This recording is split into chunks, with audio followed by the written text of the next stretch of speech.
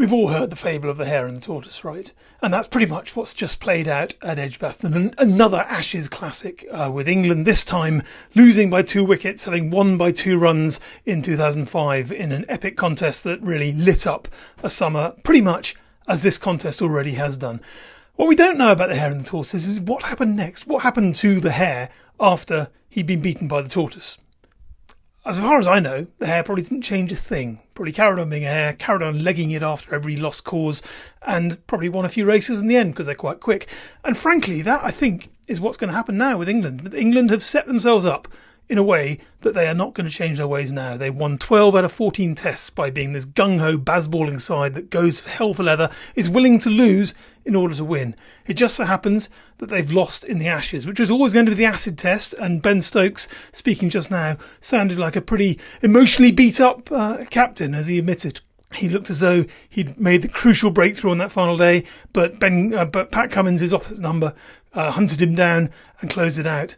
But what England are sure to do, and it's pretty much, again, with 2005 in mind, they lost that first Ashes test at Lord's on that occasion. They didn't actually play a very good game on that occasion. They made too many errors, but showed enough in what they did, with Harmison obviously famously drawing blood on Ricky Ponting and all the rest of it. They showed enough with what they achieved in defeat on that occasion to turn it around by sticking to their guns and win thereafter 2-1 in an epic contest.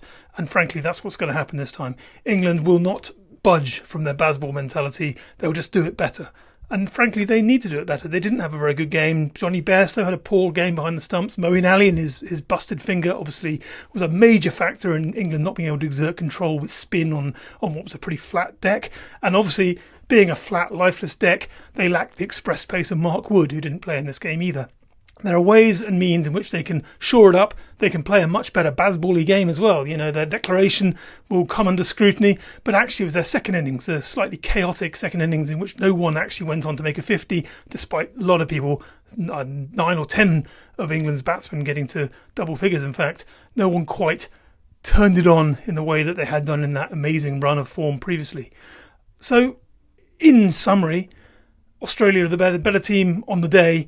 England, I think, will think that fundamentally they're the better team overall. I think they made the running. They blew it. That was always likely to happen, given that they play this pedal to the metal style. They're willing to lose in order to win. This time it went wrong, but I back them to come back in style next time out.